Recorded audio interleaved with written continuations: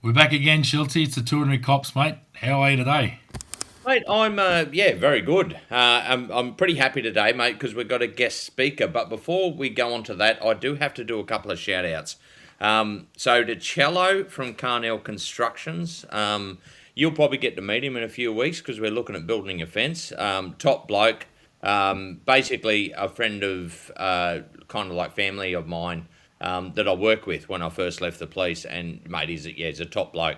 He did make the mistake of getting on the drink with me one night and was very sad and sorry the next day. But yeah, top bloke and yeah, has a laugh. You'll love him. You'll love him. He's a bit like Pete Mattiartis, mate. So, and he's funny. So Something like yeah, so I promised him I would give him a shout out. there it is, Cello. There it is. Yeah. Very good. Mate, also, just a quick one. So we did get a few people messages in relation to Alice Springs with all the crap that went on after Kumanjai little baby was found deceased and all that sort of thing, and the riots and people trying to get in the clinic and all that sort of thing. So look, mate, I just said to him, I said we'll give a shout out to the first responders in Alice Springs. You're doing a bloody tough job. And it's always terrible when the community, because you can work with the community sometimes, and then they seem to turn against you. So yeah, hand in heart, yeah, you're doing a great job, and yeah, we've all been there before. Alice Springs is on a whole new level though, so yeah, good work and keep it up because you're the last line, so you just got to hold it. Yep, Anything you want definitely. to add? No, mate, that's pretty good. I spoke to a couple of people who were involved, and yeah, they said it was pretty wild. It went obviously the day they had the bit of success in that they'd arrested the offender the night before, and then or that night, sorry, they'd made the discovery of a body, found him that night, and then it all went to poo. So well done. They did well. They held it together. So yeah, excellent work. Who we got tonight, mate? Good job. Well, mate, it's pretty interesting because this is episode 123, and I was just talking to Lyn Kowalski, who's on with us tonight, and she was in the or working in the Queensland Police for 23 years. So, and it's now 123 episodes. So we thought that was a bit of a nice coincidence. But Lyn, do you want to introduce yourself and just go through your history of the police force? And thanks for coming on. Okay. Hi, Damo and Ben. Thanks for having me on and for letting me tell you a little bit about what the fantastic job civilian staff do for the police to support the members of the police. I commenced with Rockhampton Police in 1998 and retired in 2021 at the age of 72, which equates me to 23 years working with the Thin Blue Line. There's no mandatory retirement age for admin staff like there is for police. Police in Queensland retire at 60 unless you're senior staff like commissioners and down a little bit, they can retire later.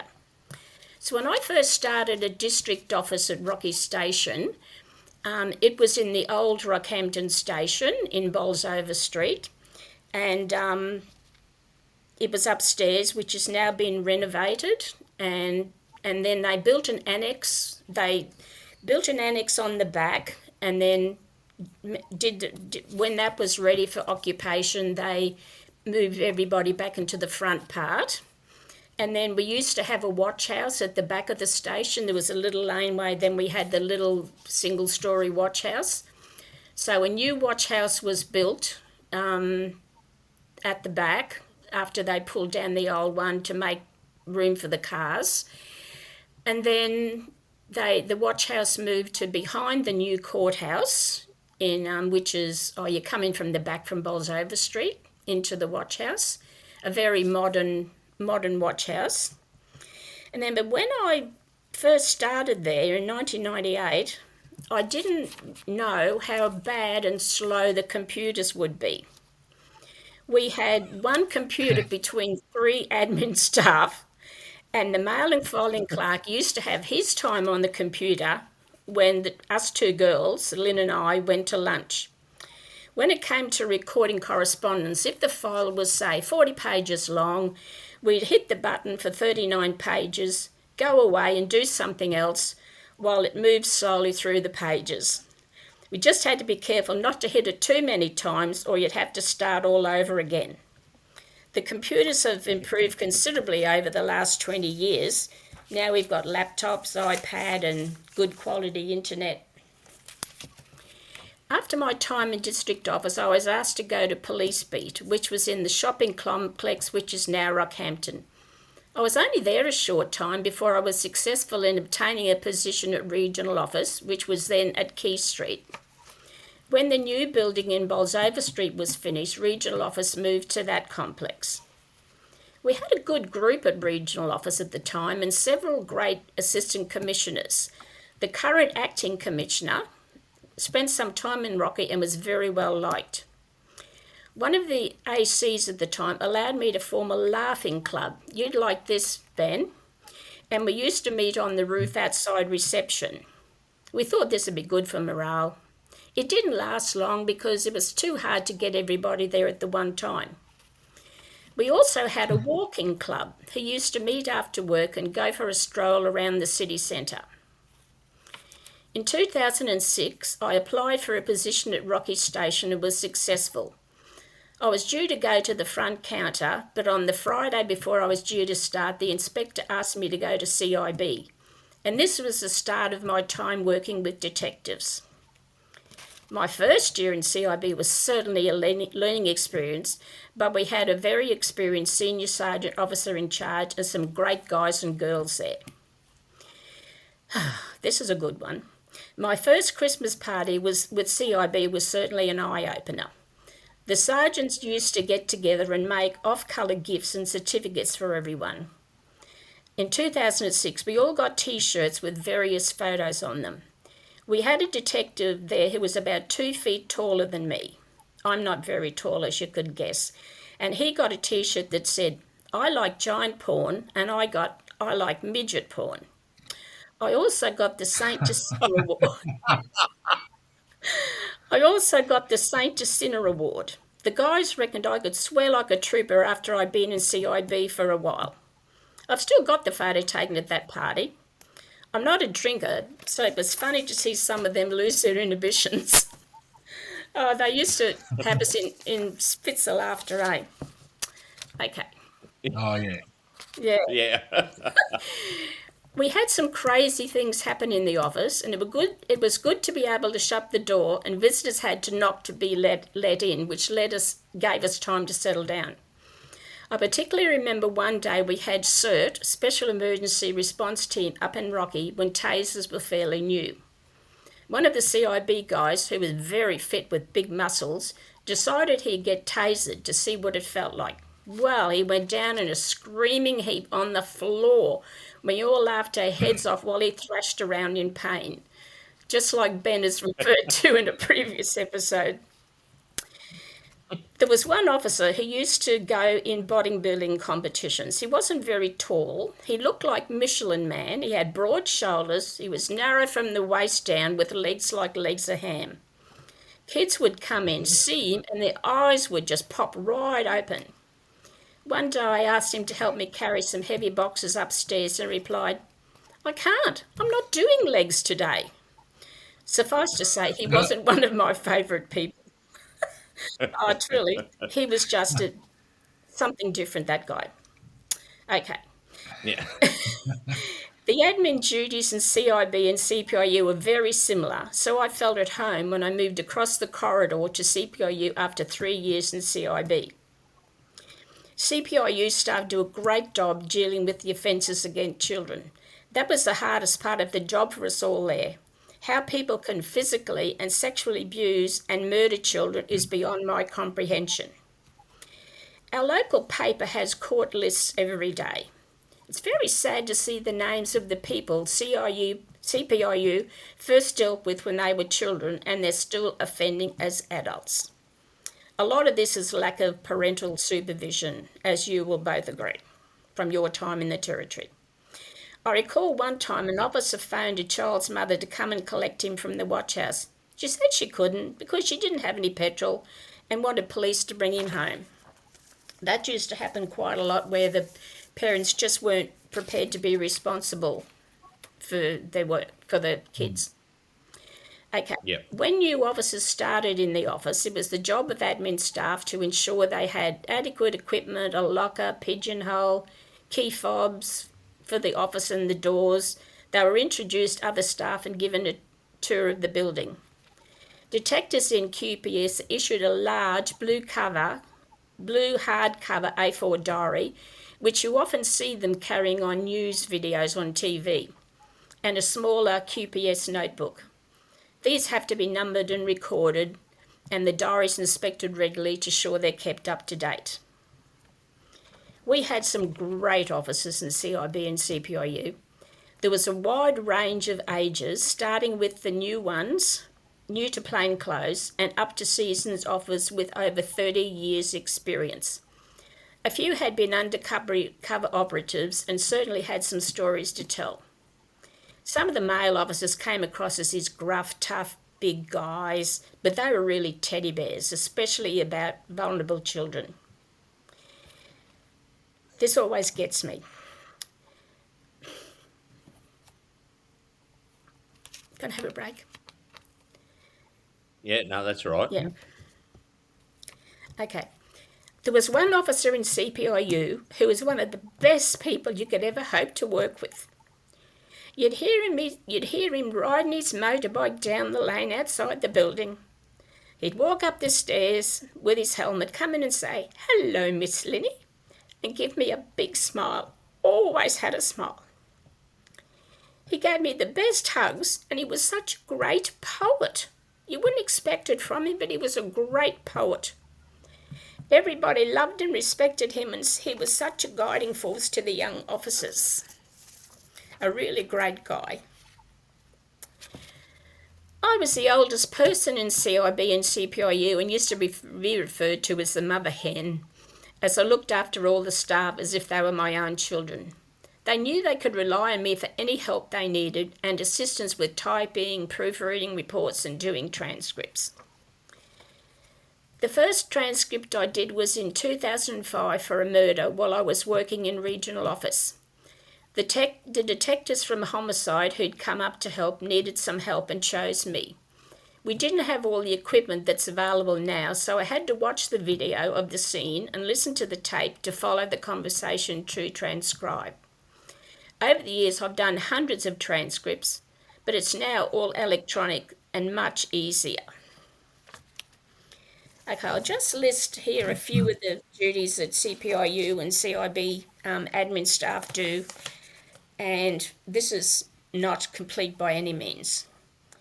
We had to make sure there were enough supplies for the office and for raid days. The vehicles were serviced and cleaned. The interview rooms clean and tidy, and enough recording supplies. Bulletproof vests were stored correctly and ceramic plates available. Weapons were serviced as required. We used to have to post weapons away sometimes. It used to be that the admin staff could do it, but that's now changed, that police have to post the weapons. We had to make sure the electronic roster was completed, and it used to be completed by the admin officer or the sergeant, and changes made as required, so it was always current. We had to book training for first aid, firearms, detective training, and any other training that came up. We had to book flights for witnesses, for police and civilians, either by air wing or commercial. We had a QPS credit card, which we used to pay for travel, buy supplies, anything like that. We had to keep the sick and rec leave database up to date and remind officers to apply. They were very slow at doing some of the leave applications. We helped with send-offs, Christmas parties, birthday parties, organising them. We used to do halfway meets if the planes weren't available to land in Rocky and someone had to go to Gladstone, or someone had to go to Gladstone. We'd have to get in the car and take them halfway from Rocky to Gladstone, and then they'd get met by Gladstone. We have to collect officers from other sections for court and ongoing investigations. The list is long and comprehensive, and I probably haven't said here everything we did. The admin officers in CIB and CPIU were responsible for answering the phones and handling any inquiries when the OIC was arrest day. We had a mini switchboard on our desks and could take messages and transfer calls. The admin staff, the two girls who were the admin for CIB and CPIU, used to basically run the office if the OIC wasn't out, because we were up to date with everything that they did, so we knew how to do things if they weren't there. I love working there, even though it could be most emotionally distressing at times. But we all had the black humour happening. You know what that's like. This humour is not always understood by others who don't work in these areas. Sometimes someone from another section would walk past the office and we'd be joking after a serious incident. They'd scowl and shake their head, not realise we were saving each other from stress-related conditions. The CIB, this is something very interesting and it's still current now. The CIB and CPI offices were in the older section of the building and in Bolsover Street, and both offices had a major problem with mould. The windows and walls would be covered in black marks, and I'd have to wipe down my desk every day before starting work. We had a storage room for supplies and old files, and everything in there was covered in mould, and most had to be destroyed. This mould, I believe, was caused because of lack of ventilation. You know, we didn't have, someone had blocked off the air vents, and I think that was lack of fresh air was causing the mould.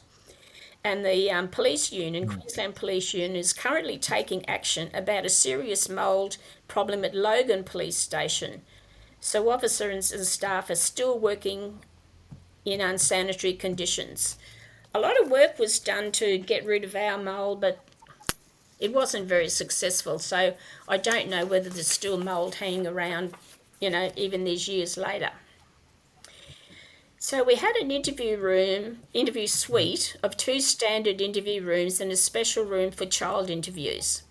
There were cupboards in the waiting area containing lots of stuff which had been donated by various private citizens and companies. We had blankets, pillows, books, toys, and a lady who used to make and donate trauma teddies similar to what the Ambos and Fireys give out. There was also a section that contained bags of clothing of various sizes for children who came to the station and had no clean clothes to wear when they were going home. Or if they were children that were taken by child safety, we'd provide them with clean clothes and a container of supplies so they'd have clothes to take when they left. Okay, usually there's lots of supports between the staff.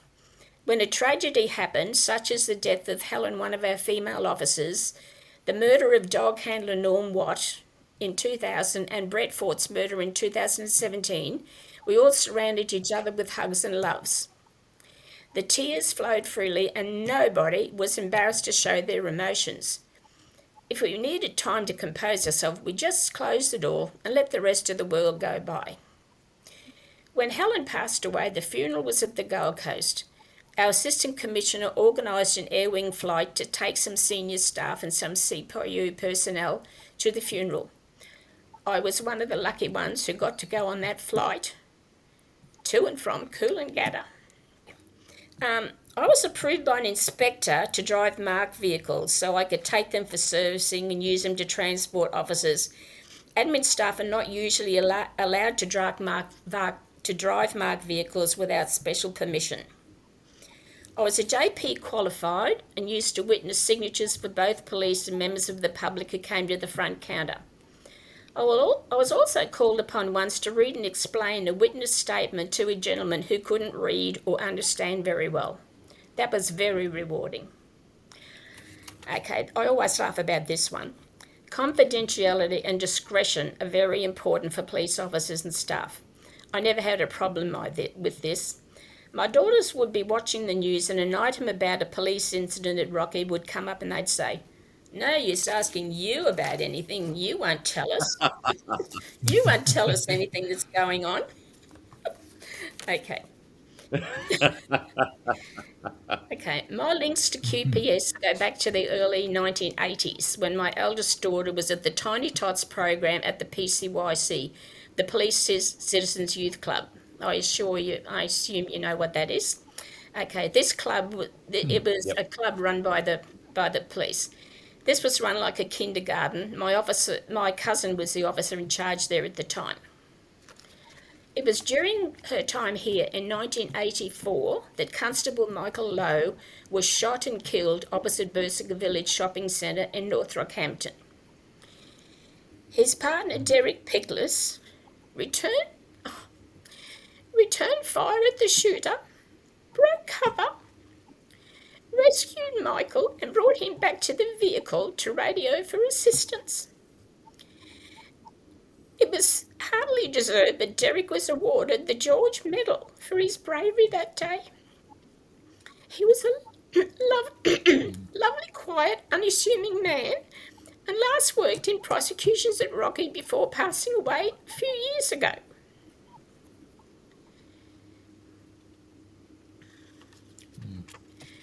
My next link is the death in 1992 of Constable Sondra Lena from North Rocky Station, who was killed when she was hit by a vehicle while checking trucks. The police were looking for an escaped prisoner from Rockhampton Correctional Centre. My cousin Ray Clark was officer in charge of North Rocky at the time and was absolutely devastated by her death. My third link is to Brett Fort, who was my second cousin. I never met Brett. His mother's part of the family moved to Brisbane many years ago. But I believe he was one of the funniest people you could meet. How he died in 2017 and to watch the video of the incident was absolutely heartbreaking. We had a big screen TV set up in CIB and watched the funeral. I think of him, Susie and Kath often. My last link is through my daughter, who was a sergeant at the Queensland Police Academy. Now, here's a few funny things. One of the guys I used to work with was what we call a two-finger typist. He didn't put all his hand on this thing. He just used to be able to use two fingers, and he was so fast and so good, never made a mistake. And he was so great at writing reports and everything, and he was just so good at everything he did. And another funny one, we had an inspector back when I think it might have been a district office, and I used to park the car down in the next street and walk up walk up half a block, cross the road and walk up to the station. And this inspector, he was a real card. I'd get up near the corner, and if there's no one coming, he'd hit the siren and scare the crap out of me. All you'd hear was this loud noise, and then he'd just drive past and wave, Oh, he was just crazy. Okay, and one time, which is really weird, it's still going on now, I was called up once for jury duty. And I told them previously that I worked for police and I couldn't do the jury duty because I couldn't be, what do you call it? Anyway, I couldn't abstain from my opinions. Sorry? Yeah. Yeah. Anyway, so eventually this time, about the third time, I got called up and they wouldn't accept my excuse that I worked for the police. So I went through the whole rigmarole. You get your front up, sit in this room full of people, and then they call you in bit by bit, and you go inside to the court and sit in the jury panel until they decide, oh yes, you can go home, you can stay, you can go home. And anyway, they decided that I could stay. So they don't tell you anything about the trial until they've got the jury impanelled. And then the judge says, is there anyone here who couldn't be on this jury? And so I have to stick my hand up. I'll come over here. So I went over and I said quietly, he said, why can't you be on the panel?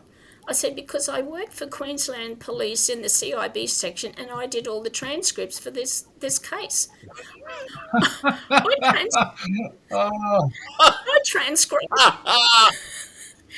I transcribed all the interviews, so I know exactly what happened. I know what the bloke's done, what he said he's done, so there's no way I can be on this panel. oh, okay, off you go, love, you know. And and so that ended my jury duties. I haven't been called up since. I'd love to be on a jury now. I'm retired, but I Funny. never get called up anymore. They must think I'm too old.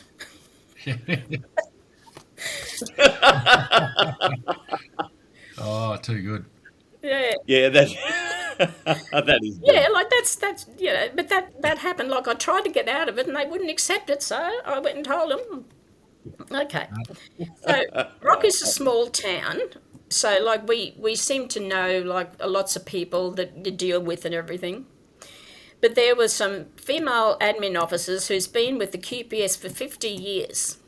There used to be a trainee scheme, and admin staff could start from 15 years old. I think it was 12 months the traineeship. Not everyone got a position, but some did, and some are still working for the QPS. Working with police is very rewarding, but can be distressing at times. One of the worst things for us is when we know the victims, especially of murders, and we have to assist the detectives during the investigation and transcribe the interviews with the children of the victim who are the witnesses to the crime. As you can tell, I'm getting upset because this is very hard for the admin staff to do. But you have to put your personal feelings aside, get on with the job, and know the detectives will work tirelessly to achieve a conviction. Okay, I'll go on to another part. Now, these are a few of the things I'm a little bit mad about with the way the QPS works sometimes. Not all the time, but sometimes. They don't like to promote from within very often, especially for admin staff, and they bring in outsiders who don't necessarily have any more experience than the staff already there, but they don't like to give it to the people already there for some reason. You're good enough to relieve in a position, but not to actually get the position. If they don't want you, you won't get the job despite your experience. And some of the inspectors, I won't name names because a lot of them are still working, they won't always have something they may think might be controversial. They won't support you because they're too worried about promotion. And one of the biggest things about AOs is half the time you take holidays. You weren't allowed to accrue more than 28 days at that stage, holidays, and then they'd make you take it. So, and half the time there'd be no relief when you were on leave. So when you got back, there'd be a shitload of work sitting there for you, because no one was there to do it. Yeah. Okay, I've still got contact with some of my co-workers. We go to lunches and do lots of talking and laughing. We've lost some of them to cancer over the last 6 years, which was devastating to us, but we keep their memories alive. Now, the last little bit, police funerals and piping outs are such great tributes to QPS members, and the Guard of Honour is always inspiring. The bagpipes always make your heart leap and bring a tear to the eye. Well, I think that's just about all I can think of for now, but thank you for allowing me the time to tell you and your listeners about the important work that admin staff do to support police. That's me done. Thanks very much, Lyn. I'll answer any questions you've got. Could not agree more. Yeah, like there's... Could not agree more. So we, I think back to the days in Catherine, especially when we first started out, and I can completely relate to meeting up with the admin staff and having all of just the logistical things that need to happen for you to be in the station. Yeah. And they took care of all that. Yeah, that's right. Like, you'd have to make sure there was everything available for raid days and, any other jobs that they had on, like that's something that's very important, because they can't go on a raid and not have whatever they need. Yeah. No, it was excellent. They were definitely part of the family, 100% part of the crew the whole time. It was just in the background doing their thing. Yeah, that's right. Like, they don't ask for any accolades, but they just need to know that they're appreciated. That's all, Yeah. Like, you don't... I mean, you say you don't want any medals. I mean, I've got a chest full of medals. And actually, my emergency service medal arrived last week from back in the COVID days with the COVID clasp on it. They're about, I don't know, 10 years behind in sending out the medals, you know. But that's just what happens, you know, like the awards people down there get overloaded with work like everyone does, and things just fall behind, and you've got to wait for the medals to be cast before they can send them out, and then they've got to have the right ribbon on them and all this sort of stuff. So, you know, there's a lot of work in awards. Yeah, we used to have award ceremonies that everyone had, you know, anyone could go if you wanted to, but if you were getting an award or a medal, like you always used to go. You know, so you got up and went up and got presented and got your photo taken, you know. Yeah, so that sort of thing. Like, it still goes on, but it's all, it's very important, like, to be recognised. You know, that's an important thing. Yep, Definitely. I think, like, one of the things there, Lyn, is and people need to understand the police force doesn't move forward if you don't have those admin staff doing the work behind the scenes. That's right. Like everything you mentioned there about all the stuff, the accoutrements you need, even your notebooks, all that sort of stuff, transcribing.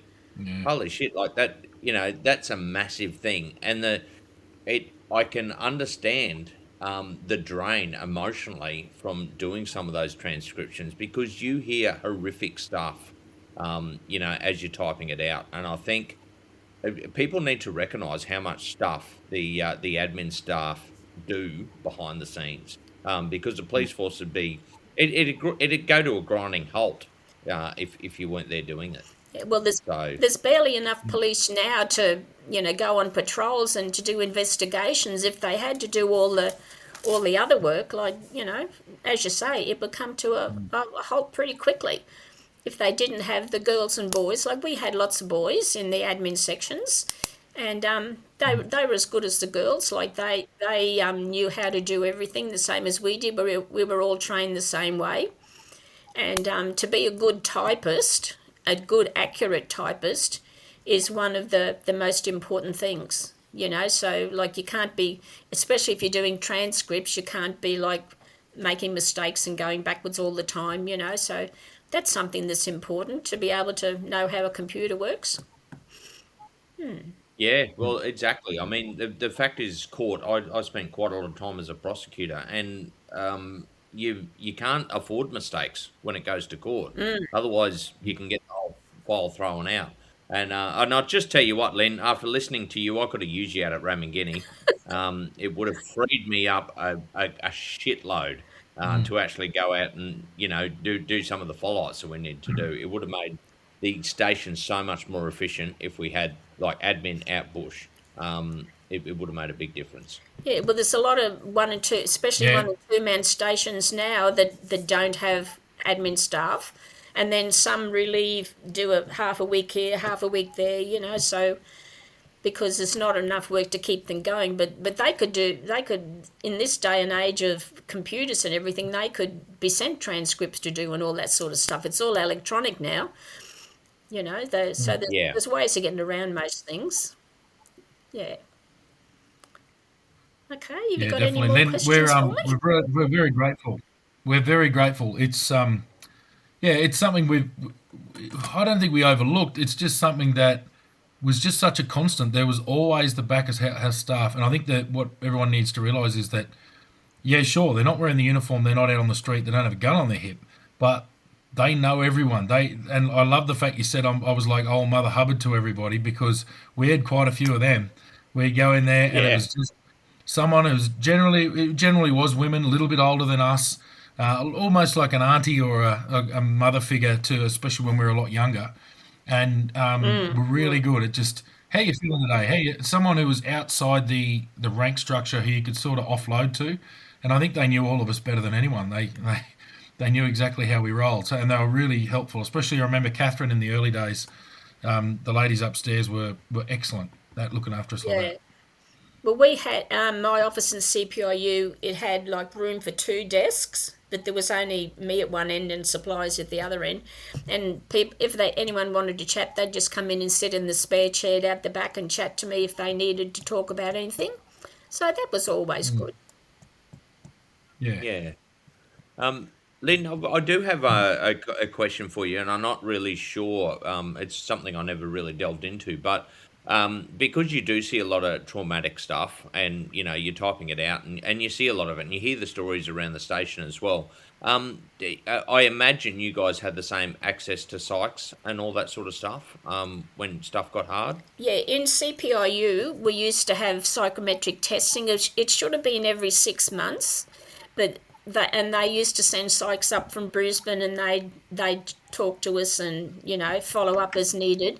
And psychs are always available. We had what were they called? HSOs, human service officers at this. They were at a regional office, and they used to go out, and they used to go out to any incidents and talk to people and have people come in and talk to them. But they don't have HSOs anymore. Like I don't know what happened to them, but they just all sort of disappeared. But the support's available, but it's just a lot of people don't want to talk to them. Which you can understand, and they worry about confidentiality. They worry about losing their job if they think that they're not up to the job. That's something that they're frightened of. If they won't. Yeah. The boss won't want them if they think that they're not 100%. Yeah, but they used to come up, and we'd go and sit in the office and talk to them, But they knew that I was pretty much all right because we'd just sit in there and chat, And so I can imagine what the report was like, Yeah, she's all right, Okay, rightio, whatever. Yeah. No, that's great. Yeah.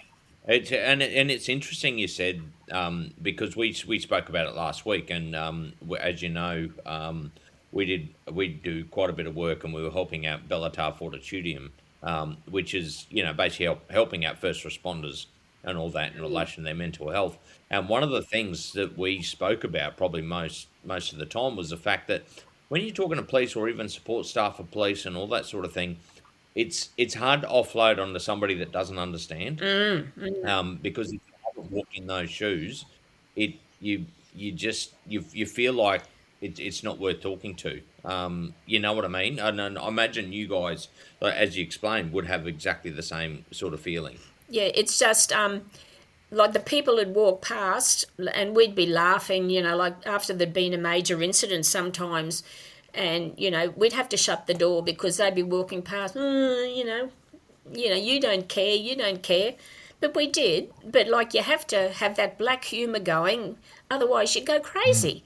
Like, if you couldn't laugh about life, there's something wrong with you. Oh, definitely. Yeah. And I know you two understand. Because Yeah. of all the podcasts I've listened to of you two, like you understand what it's like, so yeah. Yeah, definitely. No, that's great, Lyn. It's really good. It's been great to have you on and have a chat. Sorry, Schultz, you got a question? Yeah, mate. I was just going to back that up. The dark humour. It is definitely, it is so important to have that. And like we said, it's never any expense to the victims and all that sort of thing. No, definitely not. For longevity in the job, you just need to have that sense of humour, and it carries you through. It is so important. Yeah, because with Rocky being such a small town, so many people. So a lot of the people who come to the station who are victims or offenders, you actually know them. They mightn't be your best friend, but you know them. And then if anything happens to them, it's very close to home. When you know the people who are the victims, like that's very hard. Yeah, that's right. Yeah, definitely. And I think, one other thing, I mean, you had me in tears, basically, through a lot of that talk, because I understand what you're going through and all that sort of thing. But Damon and I also like to lighten the mood a little bit. I was just wondering, we talk about pardonable offences. Oh, yeah. So that's where somebody's done something, I know you'd be very well aware of it. Can you think of anything in your time, whether it was you or somebody else that did a stuff up where it's worth a carton. And look, I just actually added a note there. I reckon it's a carton to the jury people that try to get you on jury duty, because that Oh, is definitely yeah. the stuff. Yeah. That is Then hilarious. you- I work for the police. That's okay. No, it's Yeah. not. Yeah, and like there's been Yeah. other staff Yeah. who have said I work for the police and they've got off. One of them actually got called up as well. Like I think it was I can't remember where she worked, what section, but she got called up, and I thought this is bloody ridiculous. You know, like you say you work in CIB, and it's CIB running the court. You know, who are the arresting officers for the offender, and you think, how stupid can they be to want me on the jury? I couldn't be impartial. Like I Yeah. told them that. I couldn't be impartial, like, because you know what's happened. You know if he's guilty, this particular guy. He was guilty. You know, like he said he was guilty. So Yeah. you just shake your head. Yeah, he whoever runs that, but what they used to do, I suppose it's the same everywhere. They send you a notice of attend to be a juror or whatever, and then you have to fill it out, and you have to say if you're available between certain dates, and then then you have to send it off to them. Oh, this is the way it used to be. It could be all electronic now. I wouldn't know. And you used to have to say, oh, well, why you can or can't be on the jury, you know, or I'm not going to be in town, I'm going to be overseas at that time or something. And then, like, you'd think, well, you know, like, hello, like, if I work for the police, chances are I would know what was happening. Even, you know, like, because court cases come on long, like sometimes years after an event. It's been in all the newspapers. It's been on TV. Yeah. They've given their names. They've showed their faces. So, you know, like most people would know, it'd be very hard to be impartial, you know, Yeah. whatever. Anyway, so, yeah, I The reckon best, the best one there I had was my wife got called up for jury duty in Darwin, and she said, "My husband is a detective sergeant in Strike Force Trident," and they went, "Thank you, you are not required." That was the end of that. Yeah, whether they thought, I don't know what Yeah. they thought admin staff at CIB did, but they evidently didn't think that we had anything to do with the victims or the offender. You know, crazy, just Yeah. crazy. Yeah. Yeah.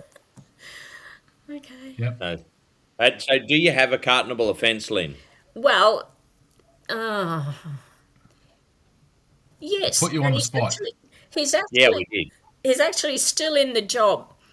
He actually works, down south somewhere. Well, it doesn't matter. We don't need to identify him. No, I won't identify It's him. all I right. won't identify him, but he works down south now. And he used to always be slack at getting his briefs of evidence in, or doing his sick leave applications or his rec leave applications or anything. And like it was up to the admin girls to keep the sick leave database upgraded and the rec leave, so you knew exactly how you could do the rosters and how many staff you had. And this guy, he'd walk in the morning, he'd come in the back door, and he'd just chat for an hour. He'd just yep to this one, yep to that one, you know. And I'd be sitting up the front, and I think, you come in, you know, before 8, you know, a little bit after 8 o'clock. And anyway, he'd walk in, and then he'd start chatting. And then one day he had this brief that was overdue. And I said to him, you got to do that brief. Oh, yeah, I will. I said, no, you have to do it today. So he was sitting in the back of the office. So I got some chairs and some old desks, and I made a barricade around him. And I said, you're staying there until you finish that brief. And it was really, I wasn't going to let him out of the office until he'd finished it because, like, you know, like you got to have them ready. And then There's Mother Hen. Yeah, that's right. yeah. And I said, I'll bring Yeah. you a coffee or something to eat, you know, but you're not leaving that desk until you got this brief finished. And anyway, when my daughter was at detective training, he was going to be a detective. So he came to her and he said, oh, I remember your mother wouldn't let me out of the office till I finished the brief. So he even remembered that, like years later. He remembered that I wouldn't let him go until he'd finished this brief. But anyway, so Perfect. he deserves a carton, but I don't think you'll ever get it from him. That's definitely. And then the other Yeah. one who Yeah. what's that? That's great. The other one who Yeah, needed that's a carton definitely. was the bodybuilder who wouldn't carry the box upstairs for me. He's out of the job now. He got the boot, but he's out of the job. Yeah. But Absolutely. Bloody hell. he deserved a carton. You know. Oh, Absolutely. I'm just thinking, Lynn, when we do our next live show, we should just get you there and we can list all the cartons for the QPS. Oh, Yeah. I reckon we could get the alcohol paid for the night. I reckon you would. Yeah, there was Absolutely. there was lots of funny things happened, lots of serious stuff, happened, but lots of funny stuff. I could probably go on for another half an hour, but I've taken up enough of your time today. No, all good. We very much Okay. enjoyed it. Yeah, Yeah, thank you. Thanks yeah. for having me on. No, that's right. And also, I reckon you'd be seriously proud. It's amazing how many people you talk to where you've got family that's joined the job, and your daughter is now in the QPS. Yes, And yeah. yeah, I bet you it makes you proud and Oh, all that. and she's And big shout out. yeah, she's so smart. Like she doesn't take after her mother. She's so smart, and a memory like she's like an encyclopedia. Like such a fantastic memory. Yeah, no, she's really good. I'm very proud of her. Yeah, No, a bit like Damo, I suppose. oh, I don't know about that. Doesn't take much. Yeah, no, Lynn, that's great. Thanks very much for coming along. And yeah, we love talking about that. We love to recognise all aspects of policing and that back of house, quiet, successful admin people just plodding along there, absolutely necessary. So, thanks for your service, Lynn, and thanks for coming along. Thank you both. Yeah. It's been a pleasure. Well, that's all right, Lynn, and just stay on. You got to let the system update, but yeah, I'll finish it off now. Again, a big thank you from us, and I hope a lot of people actually listen to this because it is so important to understand how much goes on behind the scenes. When you look at the news and all that sort of stuff, you see the detectives, that get up and talk, but there's a whole crew behind it that actually makes that operation successful. So it's very important to recognise. But mate, Damo, if you got anything else before we finish off? No, that's us. We'll see you next week. All right, we'll catch you then.